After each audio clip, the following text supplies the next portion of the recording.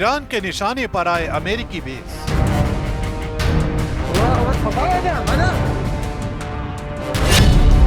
Qatar में अमेरिकी base पर ईरान का बैलिस्टिक अटैक।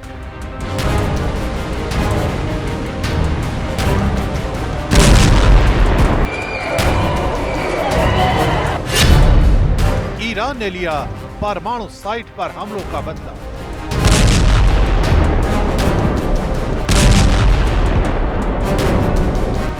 जिस वक्त दुनिया ईरान इजराइल सीज़फायर की ओर देख रही थी, उससे कुछ ही घंटे पहले ईरान ने नई आग भड़का दी।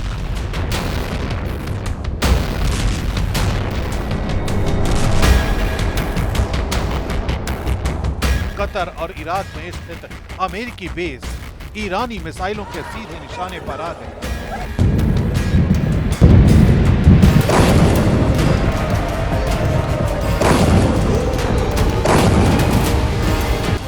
ईरान ने यह हमला अपने परमाणु ठिकानों पर अमेरिकी कार्रवाई के जवाब में किया।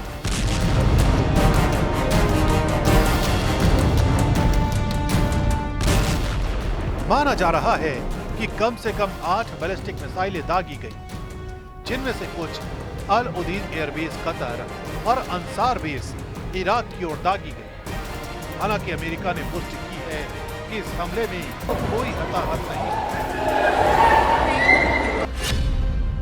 कतर में मौजूद अल उदीद एयरबेस पश्चिम एशिया में अमेरिका की सबसे अहम सैन्य मौजूदगी मानी जाती है।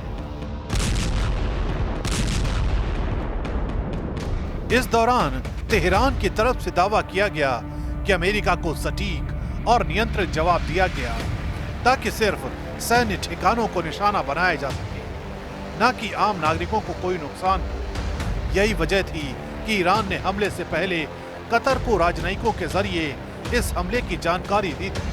बकौल ईरान इस दौरान अमेरिका से भी बैक चैनल्स के जरिए जानकारी साझा की गई, लेकिन कतर की तरफ से इन हमलों को संप्रभुता और अंतर्राष्ट्रीय नियमों का उल्लंघन बताया गया। ईरान का यह हमला कतर की संप्रभुता, हवाई क्षेत्र, अंतर्राष्ट्रीय कानूनों का खुला उल्लंघन है। हमारे एयर डिफेंस सिस्टम ने ईरान की मिसाइलों को पहले ही इंटरसेप्ट कर दिया था। इस तरह के सैन्य हमले मिडिल ईस्ट की शांति और स्थिरता को नुकसान पहुंचा सकते हैं और इनका अंजाम खतरनाक हो सकता है।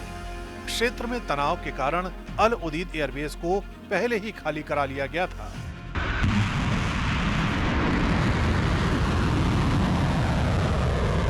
केवल कतर ही नहीं, इराक में मौजूद अमेरिकी बेस भी ईरानी मिसाइलों की चपेट में आए। अंसार एयरबेस और एक लॉजिस्टिक पॉइंट को निशाना बनाया गया, जहां अमेरिका और नेटो देशों के सैनिक तैनात होते हैं। इन हमलों के बाद बगदाद और बसरा में रेड अलर्ट घोषित कर दिया गया। ईरान का दावा है कि ये कार्रवाई पूरी तरह सीमित और रणनीतिक थी, लेकिन इराक की सरकार नाराज है। बगदाद ने ईरान को क्षेत्रीय शांति में बाधा डालने वाला बताया है और मांग की है कि उसके हवाई क्षेत्र का उल्लंघन न किया जाए। हमले के कुछ ही घंटों बाद सोशल मीडिया पर अमेरिका के राष्ट्रपति डोनाल्ड ट्रंप का रिएक्शन आया। ईरान का जवाब कमजोर था, हमने आसानी से रोक लिया। मुझे खुशी है कि कोई अमेरिकी घायल नहीं हुआ और शायद इससे ईरान का गुस्सा भी निकल गया। अब समय दोस्ती का है और स्थिरता का है। फिलहाल ईरान की तरफ से भी सीज फायर का ऐलान कर दिया गया है, लेकिन सवाल यही है कि आखिर कब तक पश्चिम एशिया में सुलग रही इस चिंगारी को भड़कने से रोका जा सकेगा।